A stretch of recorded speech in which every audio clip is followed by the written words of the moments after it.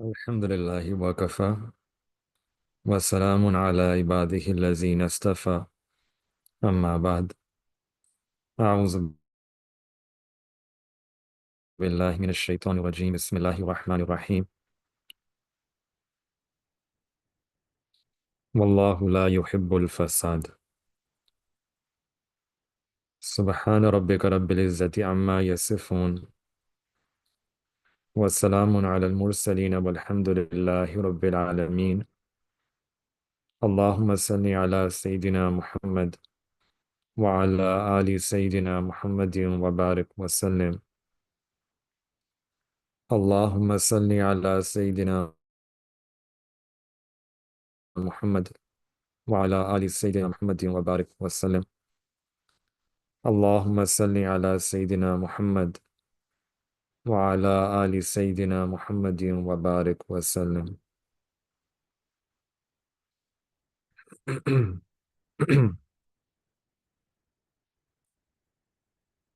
Today's topic is about discussing the role of a daughter-in-law, and this is quite a difficult topic. And speaking on this topic is a very challenging task. However, to understand this topic well, and inshallah, we'll have today daughter-in-law and then tomorrow mother-in-law. This is a very challenging task to speak on this. And one thing to remember about this topic is that this is a relationship between two women, daughter-in-law, mother-in-law. And this relationship is such that it's between two women. And there's a lot of research that has been done which tell us that a woman loves another woman the most in her life. She doesn't have as much love for her husband, nor for her children, nor for her brother. If a woman was asked that the deepest love that she has for anyone, it will be another woman. Whether it's for her sister, her mother, her classmates, her friends. Deepest love for a woman is with another woman. And then the converse also is true, that a woman's greatest hatred is also for another woman. So even if a woman's husband, let's say, divorces her, she will talk about the husband, but she will not hate him from the heart. Even though he gave her grief, he ruined her life. But while talking, she will still feel some connection with him in her heart. But if she hates anyone from the depth of her heart, it will be another woman. So the question that arises that why is there a conflict between a daughter-in-law and a mother-in-law? And there are some reasons for that. The first reason is that their roles are changing. Before marriage, the boy is completely attached to his mother. He is under his mother. He accepts her advice. And whatever his mother says, the mother's rule, it sort of prevails over the boy.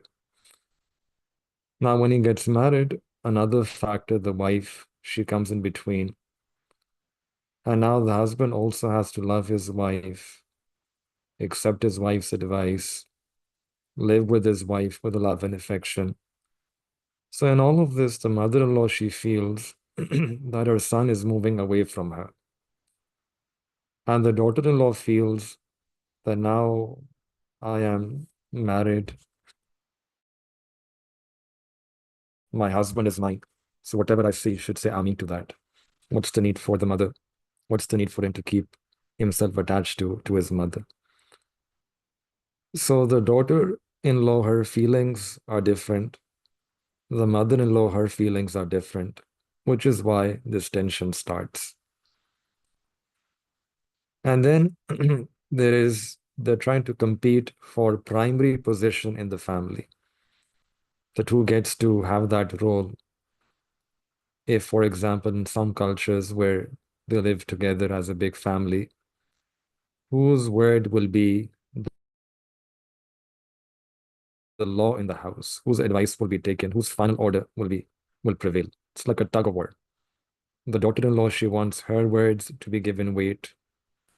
And the mother-in-law, she says that the house belongs to my son, so my word will be the law here. This becomes a reason for conflict. And then in some cultures, we see that many mother-in-law, they interfere in every little thing. They have this disease of advising others in everything. And this is fundamentally ailment. It's wrong. This should not be done. But they will advise the daughter-in-law in every little thing. And they will not understand that from their perspective, they are giving her advice, but their advice feels like a burden to her. She doesn't like that advice. She is getting annoyed by that advice. And this also spoils the equation between the daughter-in-law and mother-in-law. And many times it's also observed that there are high expectations from both the sides. The daughter-in-law has high expectations from the mother-in-law, and the mother-in-law has high expectations from the daughter-in-law. And sometimes there is tension over this as well. The wife wants that the husband, he should love me completely. And the mother wants that no, just like before marriage, the son was completely mine, he should remain the same way. And this thing also causes bitterness with each other. And in some cultures where there's a lot of interference of in-laws, very high level of interference, and this is not a good thing in the Sharia. The Sharia has set some limits, and if we live according to those limits, then life will be pleasant. The in-laws, they should respect that the girl whom they brought, she is also someone's daughter. She comes from a respectable home. She has her own respect. She has her own dignity, her honor, and she comes from a reputable background. So if they give respect to this girl, then she will give respect to them. Respect begets respect. Love begets love. And unfortunately, when person doesn't understand the teachings of Deen, these limits of Sharia, then when people are distant from Deen, unfortunately, this can lead to a full-scale family war, groupings within the family, and this is unfortunate. Now, there is a lot of research that has been done on this topic, and one of the research that came out said that there are actually five types of daughters-in-law, five types. The first one is called, they have a name for that, which is a bit funny, a mother-in-law pleaser. And this is that daughter-in-law whose sole purpose is just to keep her mother-in-law happy. And she is like, they call this auntie, yes, auntie mode. Well, that's one type, they said. Then the second type of daughter-in-law, it said, was the one whose husband tells her that you have to keep my mother happy. And then she is forced to keep her mother-in-law happy. In her heart, she is not happy. It's like a fire, like you know, full of fire within. But outwardly, because of her husband, she keeps her mother-in-law happy so that the home environment remains good. But in her heart, there's a lot of hatred, there's a lot of animosity.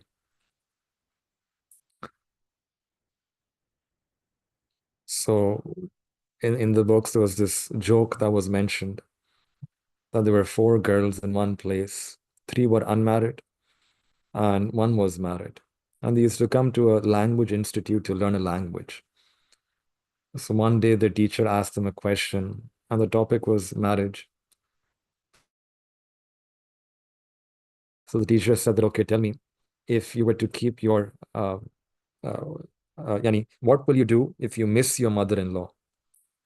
Write her a love letter, and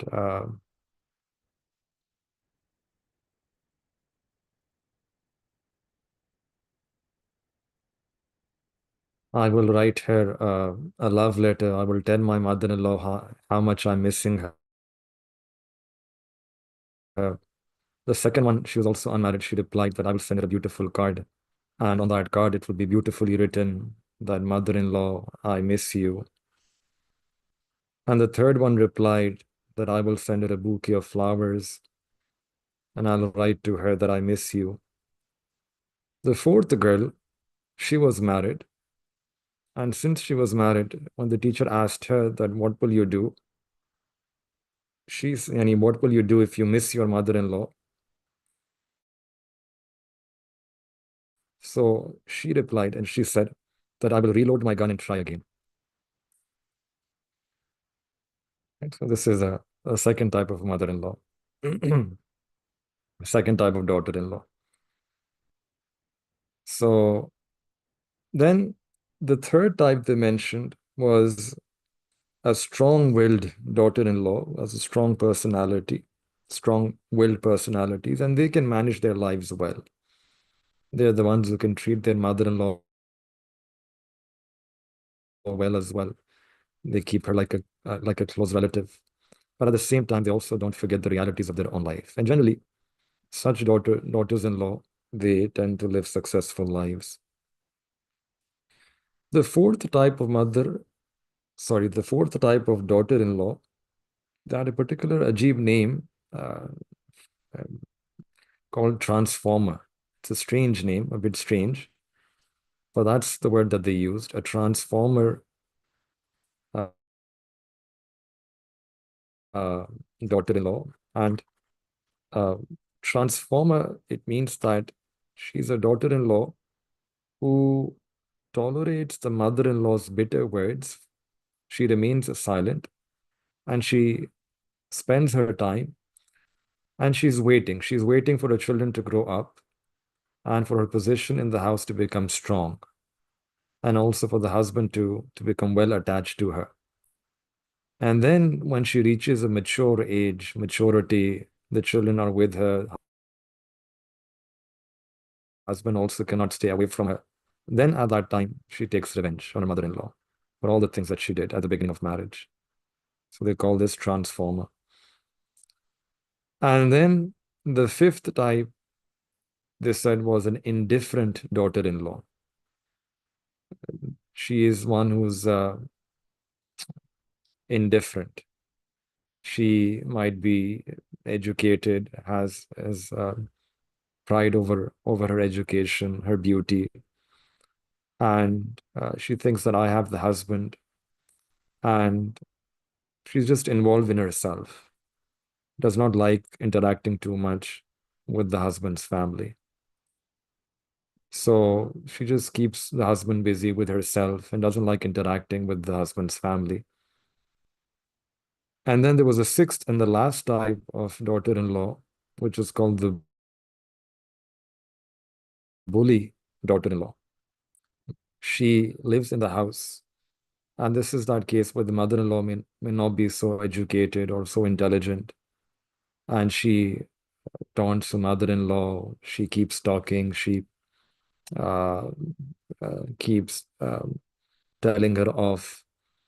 And she also doesn't want that the mother-in-law should have much contact with her son, with her grandchildren. So she passes comments about his mother. So these are the six types that the research mentioned.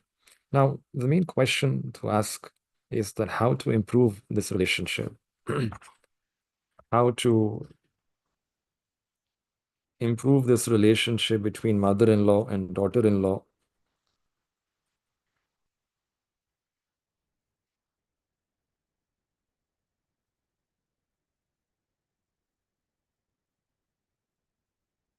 So when we look at some of the factors that will help to improve this relationship,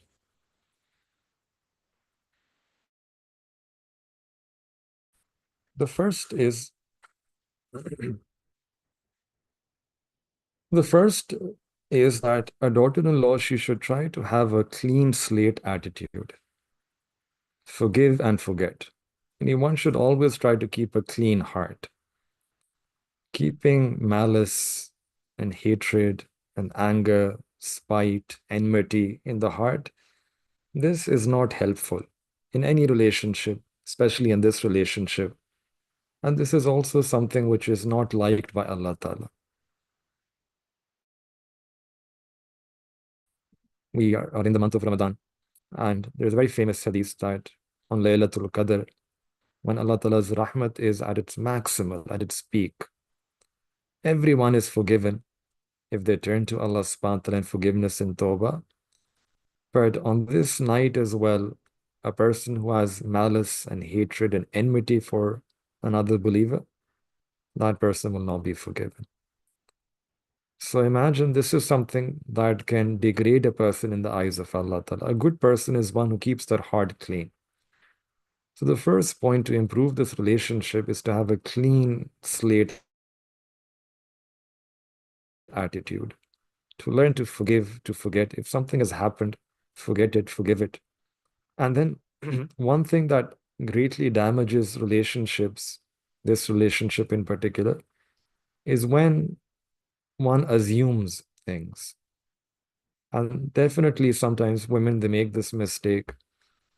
The daughter-in-law, she might make this mistake that she has unfounded assumptions.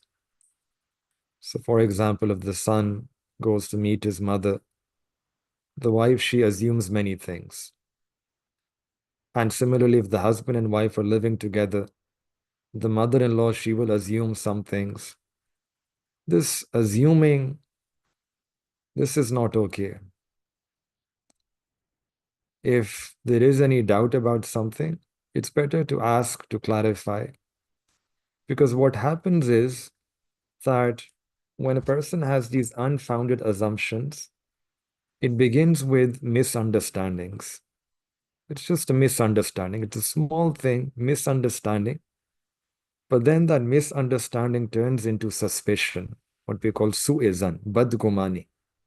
It becomes into a sin. And then that suspicion, that badgumani, that ill will, it takes the form of enmity. So there's a sequence here. And that's why it's important to nip the evil in the bud, not even allow for such misunderstandings, don't even make such assumptions.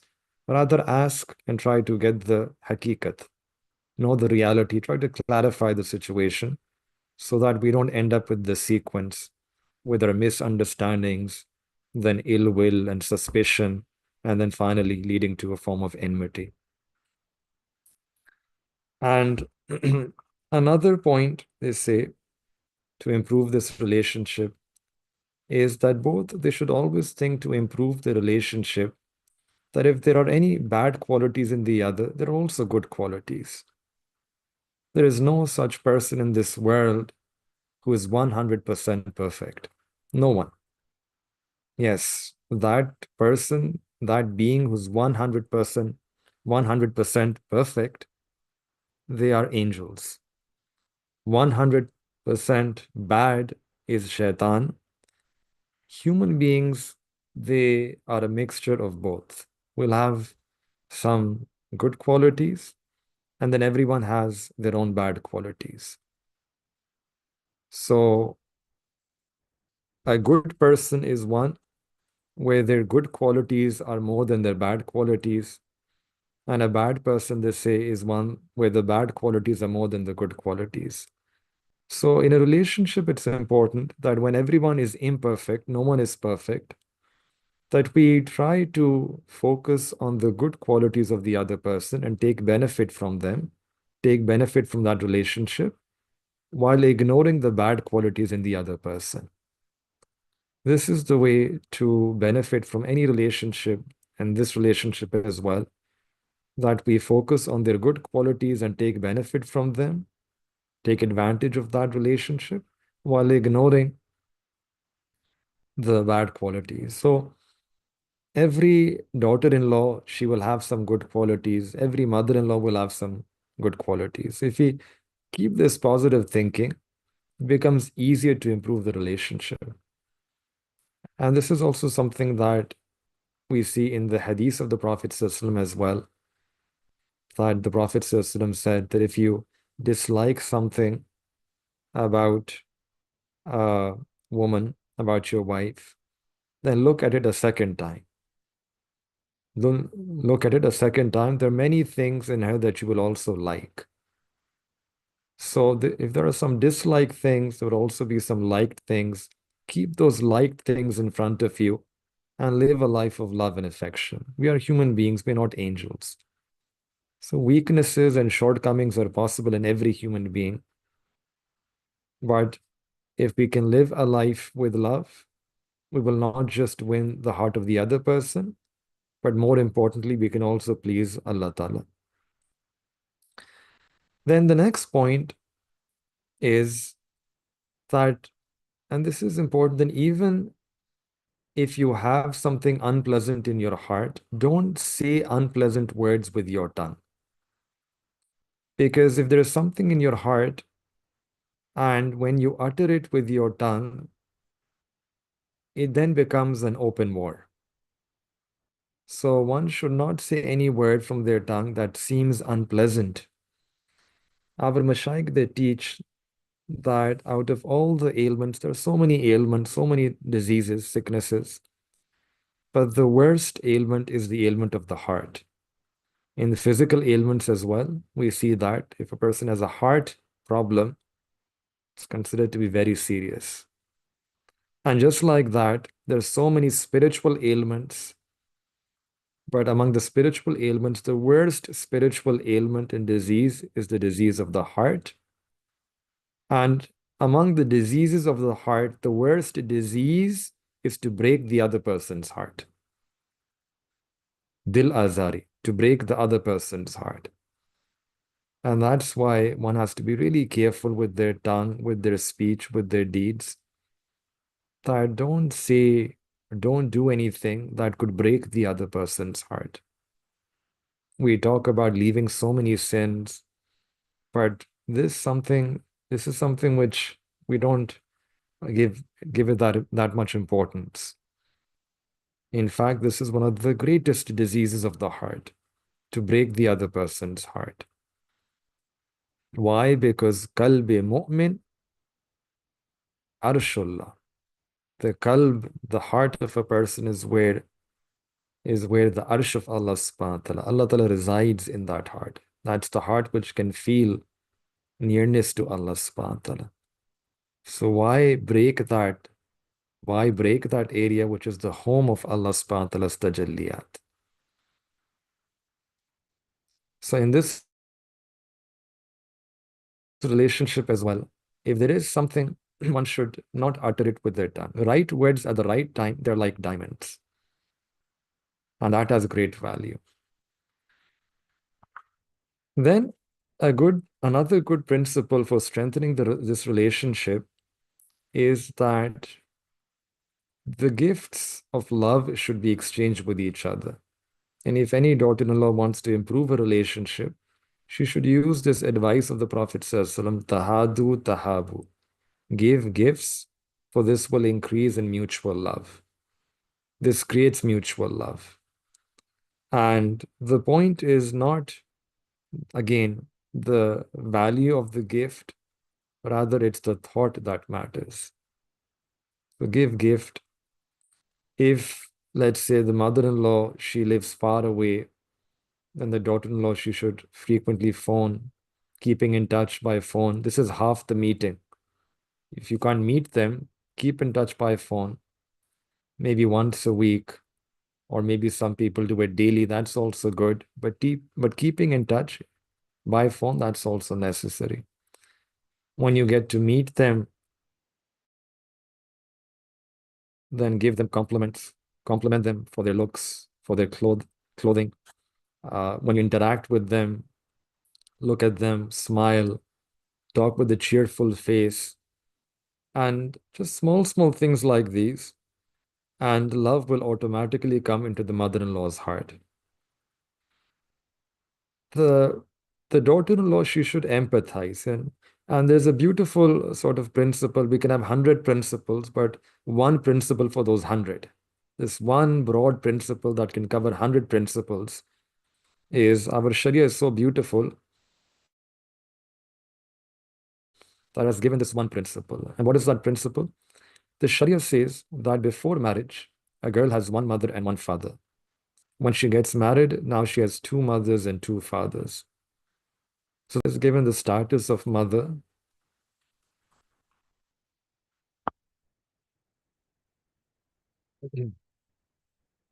Sharia has given the status of the status of mother and father to the mother-in-law and father-in-law. So if a daughter-in-law, she starts looking at her mother-in-law with the eyes of a mother, then all the disputes will end. And similarly, if a mother-in-law, she starts looking at her daughter-in-law with the eyes of her daughter, then again the disputes will end.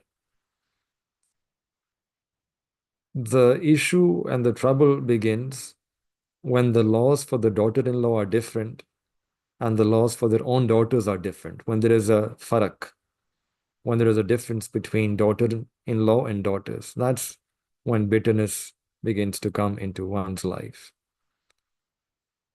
So for a daughter-in-law, when she is with her mother-in-law, she has those conversations with her, meets her cheerfully. Now, normally during conversations, it happens that the mother-in-law, she might want to explain something. The daughter-in-law should listen to that. Listen, reflect, and try to accept with an open heart. One should not get angry all of a sudden. If the mother-in-law is explaining something, she might be explaining it with a good intention.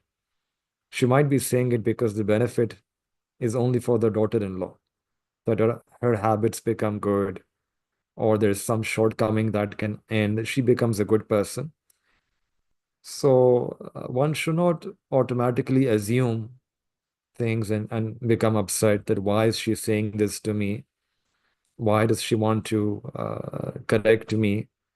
Uh, if this is a bad habit, that if a person they get annoyed when someone is correcting them or reforming them, then a person's Islah can never happen.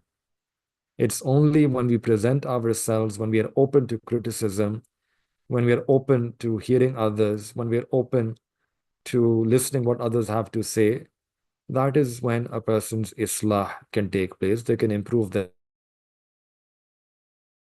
character, they can reform themselves. So once our own Sheikh Ghazali was mentioning a story, there's a hikayah. Now there was a store, and in that store there was a statue made out of marble. And next to that marble, there were some box of tiles. And whoever would come to that store, they would stand near the marble statue, look at that statue, touch it, take photos, pictures, and then leave. And the tiles were always upset that people come and look at this marble statue and no one even looks at us. So one day the tile said to the marble statue that what is so special about you? That everyone is fascinated by you, they praise you, they smile when they look at you, they take photos with you, and no one even looks at me, they just leave. So the marble replied that the main reason is that when the sculptor used me to make the statue, I did not resist him. I offered myself that however he wants to cut me, carve me, fit me, So since I offered myself, that is why he molded me and shaped me into a statue. And you are hard and rigid, you are afraid of being cut, and hence such actions could not be done upon you, and that's why your statue cannot be made. So the point is that if we can be open to listening to others, then perhaps other people might have a point, and they will only help us improve our own personality. Our own personality, our akhlaq will become even more beautiful. And if you just remain hard like a tile, then for some time it's okay, but tile remains a tile. It'll just breaks completely. So as a daughter-in-law, one should try to value the experience that the mother-in-law has, and not just value that experience herself and benefit from that relationship herself, but also ensure that her own children also benefit from their dadi, from their grandmother. So just make sure that the children also keep visiting their grandparents from time to time. Then another thing that sometimes we see in some cultures is as mother-in-law, she gets older, her weight often increases, her personality becomes different. So daughters, they should refrain from commenting on their weight, on their personality. Uh, she should not comment on these things. It's not befitting. The daughter-in-law, she herself might be young. The mother-in-law is getting older. And if one makes comments on these things like weight and personality and other things like that, then this again can cause bitterness. Rather, one should try just to give compliments. And when the daughter-in-law she goes to her in-laws, she should also respect the principles of their house. If they're according to the Sharia, they must have some principles. She should start living her life according to those principles, as long as those principles align with the Sharia. And one other thing the research mentioned was that the daughter-in-law should keep her mother-in-law informed about events, significant events in her own life, about her celebrations, the children if they passed with good grades. Keep your mother-in-law informed about such events. The children won a prize. You keep your mother-in-law informed, because in this way she then considers herself to be a part of the family. And one thing which is very harmful is that don't talk in front of people about your mother-in-law. The world is a very small place and things to get around. If you talk in front of one person, it will reach the second person, the third person, and finally, this thing will reach the mother-in-law as well. And often this leads to bitterness. So one should never pass comments in front of anyone. Allah subhanahu wa ta'ala has given this strange personality that sometimes you can spread a thing very quickly, not through TV or radio. All you need to do is just tell someone that, look, this thing was said to me, don't tell anyone. But I'm telling you, and don't tell anyone else. And the person who's listening to you says, yes, yes. And then they will tell the same thing to the next person that, look, I was not supposed to tell this to you, but I'm telling you, please don't tell anyone else. And this thing keeps going on and going on. And then thousands get to know about this. So also uh, never create an environment, a situation where your husband has to choose between you and your mother-in-law. Rather, always try to encourage your husband to spend time with his mother so that he can strengthen his relationship with his mother. Uh, Try to invite mother-in-law to lunch, to dinner. These are things which will increase love.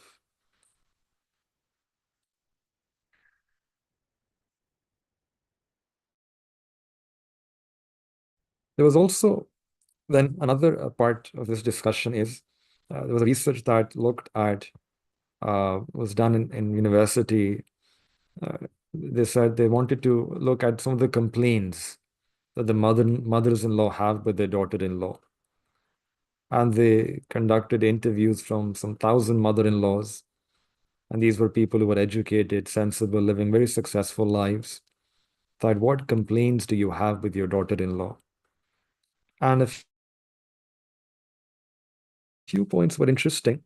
The first thing they said, which was common, was they said that our daughter-in-law, she invites us, but then when we come, she is not really happy with us coming. When we come, we stay at her place. So there's this duplicity, uh, and it seems that we like a burden.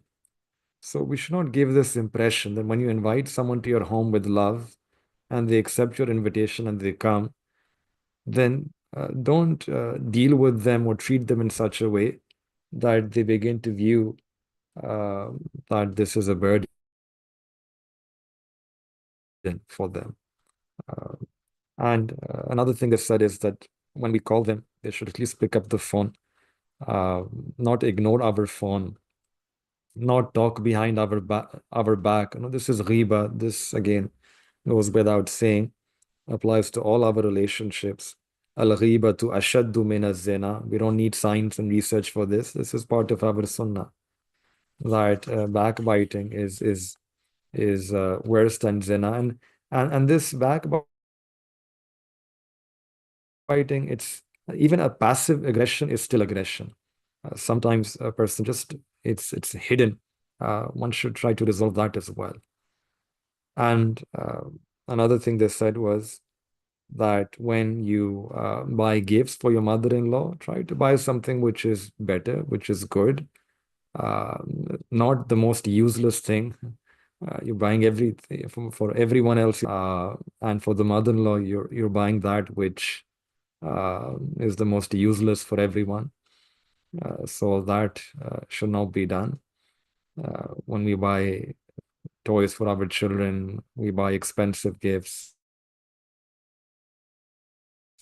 Uh, so we should try to also buy something good that they need.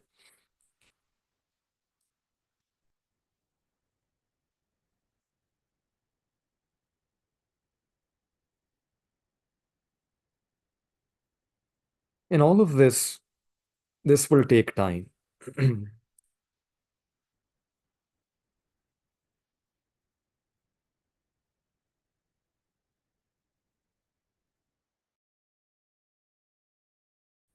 When when marriage takes place in the beginning, the daughter-in-law, she has to work hard because the personalities, they don't know each other much. The likes and dislikes of each other are not known. So the beginning part is actually the most difficult.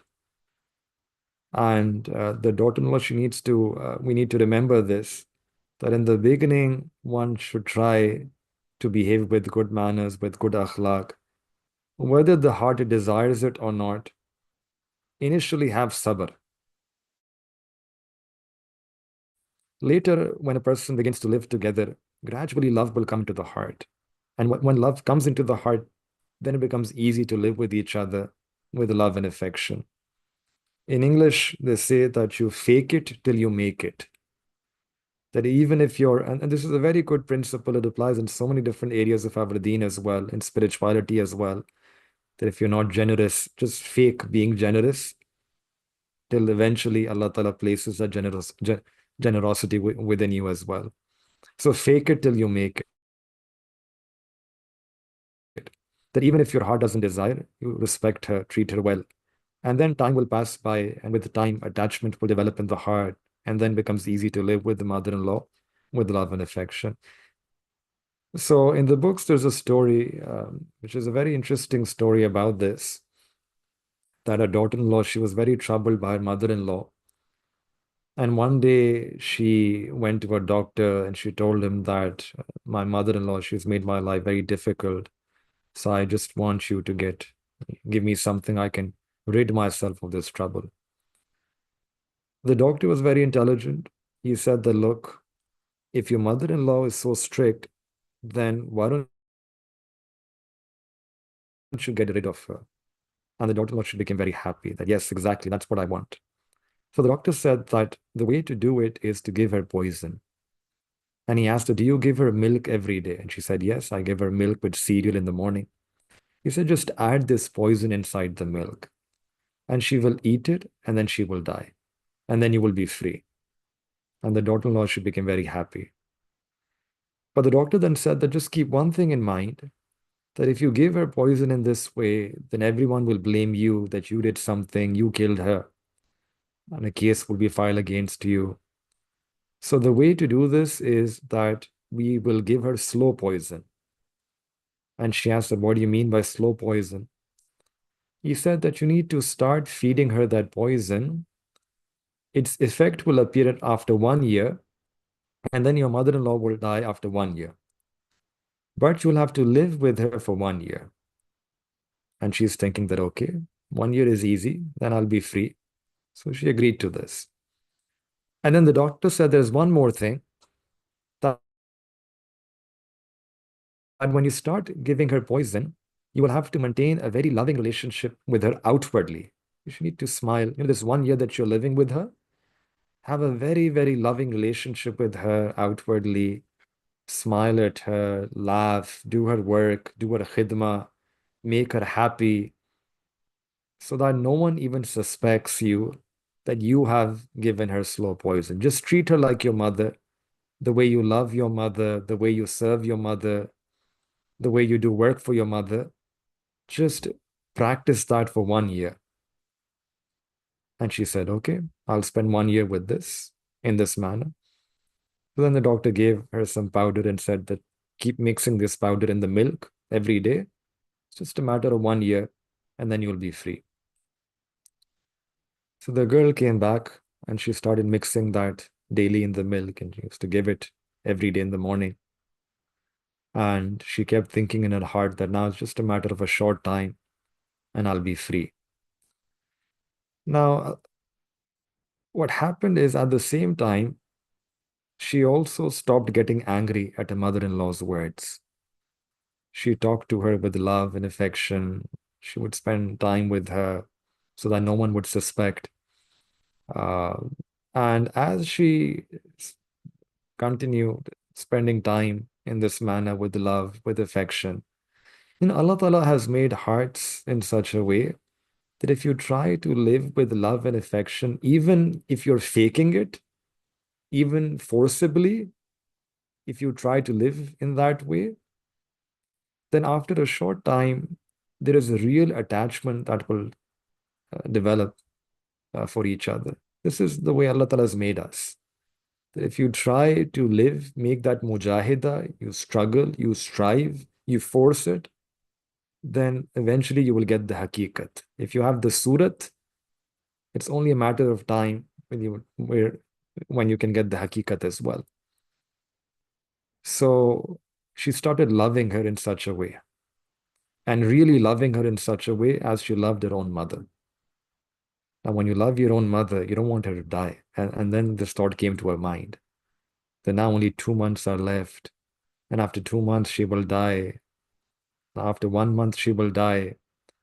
And now she started getting worried that I was had such a good time with her. We both are living like mother and daughter. We're living so well. If she won't be there, I'll be more upset. And one day she came back to the doctor and said, the doctor, you gave me this slow poison. I've been feeding it for the last 11 months. And now only this last month is left. But now my heart has become so attached, so in love with my mother-in-law, I will become really upset and that why will she die? And then the doctor smiled and said that, look, the main reason is that I did not give you any poison. I actually gave you sugar powder. Sugar, it's not poison. But I'd said that try to get along with her for 1 year. And when you did that, this love automatically developed in your heart. There is now so much love in your heart that now you're worried about her death. So go live with her with love and affection. May Allah give her a long life. So this is such a true thing that the lesson here is that the initial period, initial time, it requires some sabr, patience, endurance, fortitude, himma, mujahida, sacrifice. And when the temperaments they get adjusted with each other, when you get to know the other person, they get to know you, then they can live with each other very well. And this is something we see on an everyday basis as well. There is an elevator, there is a crowd already in the elevator, you want to go up. And now when a new person wants to enter, they'll say, no, no, no, there's no space, you can't come inside. And then if someone says from the inside that, okay, I'll make space for you, and then the person enters the elevator, within half a minute, everyone is okay. Now that person is no longer a stranger, but everyone is okay. They adjust. It's about adjustment. So this is the way Allah subhanahu wa ta'ala has created us, that if you can spend time with sabr, then Allah Ta'ala puts that heartfelt connection. Heartfelt connection. So we'll just end with one last story that uh, what a good daughter-in-law looks like. There's a book that mentioned this story, that there was uh, a daughter-in-law, and she would take a lot of great care for her mother-in-law. And one day she felt that her husband had not gone to meet his mother for a month or two. So she encouraged her husband that, look, the weekend is coming. We spend a lot of time in the office. But this weekend, why don't you go to your mother, eat a meal with her? And since the wife, she explained it nicely, the husband, he also thought that, yes, it's been so many months. I should go, definitely go. I should eat a meal with my mother. And now this boy's father had also passed away. The mother-in-law, she lived alone. So there was even more of a right to spend time with her. So the boy phoned his mother. Then, I invite you to dinner. It's been such a long time. I want to sit with you, eat food with you. We'll talk about things. We'll share life with each other. And the mother, she became really happy. It was like a date. Uh, the date was set and the place was set. And then the boy he went to pick up his mother. He saw that his mother, she was an old woman, but she was wearing the best, the most beautiful clothes. Uh, Normally, the clothes that a person wears in a very important event. So the boy's mother, yani the girl's mother-in-law, she had worn those clothes, and she was so happy that her son had invited her today, and they will get to spend time together and eat together. So the boy took his mother to a hotel, a restaurant, and both now, son, mother, son, they're talking to each other. They're telling each other childhood stories. They're eating food, enjoying that time. And when the mother, she was very happy. Son was also very happy. And then at some point, the son, he asked his mother that, oh, mom, are you happy today? Ami, are you happy today? And the mother said that, son, yes, I'm very happy, but my heart wants you to give me one more happiness. And he said, what? And the mother said that, give me one more happiness, that the way you ate with me now, after 1 month, I want you to come back and we'll have another meal like this. And, this will give me so much happiness. And the son said, agreed, done. So they set the times, set the date, set the place. And the mother, she said that one condition is that next time, next month, I will pay for the bill. And the son said, okay.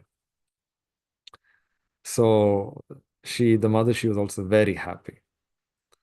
And then she said that, son, I'm very happy that you've given me so much time. And now I will spend the whole month waiting for that day, the next meeting. And I'll spend this time very happily. So the son said goodbye, came back. The mother, she came back to her home. Now, Allah ki shan, what happened? That the mother, she had a heart attack 5 days later. and she passed away. Now imagine the mother, she passed away, but the mother was happy that the son had given her time and I have to go with him for a meal after 1 month. So the mother, she passed away in that state, which she was happy with her son. And the son was happy that my mother departed from me happily. She was happy about me. She was happy with me. The son was happy for that reason. And the daughter-in-law, she was also happy that the mother-in-law, she went happy. She was happy with her son. My husband also was happy. So we see that when a person has this good thinking, positive thinking, everyone gets happiness. The mother, she had to pass away, but this positive thinking on the part, on behalf of the daughter-in-law, it brought happiness in the whole household. So everyone gets happiness if a person has good thinking, positive thinking. So this is how a daughter-in-law should think, that my husband is my husband, but he is also someone's son. And his Jannat lies underneath of his mother. He's my husband, but he's also the son of someone. And it doesn't befit me that I separate him from his mother.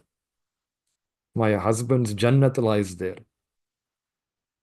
And hence I should give my mother-in-law that respect and view any khidmat that I can do of her as my blessing, as my sa'adat, as an opportunity from Allah subhanahu wa ta'ala.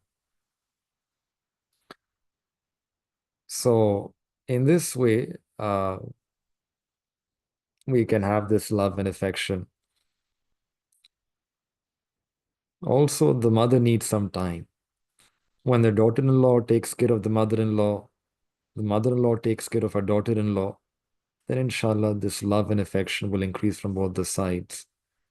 So we make dua to Allah Ta'ala, may Allah Ta'ala grant us this ability to live such a life. May Allah subhanahu wa ta'ala grant us the ability to practice upon these teachings of our deen. Wa akhiru da'wana anil hamdulillahi rabbil alameen.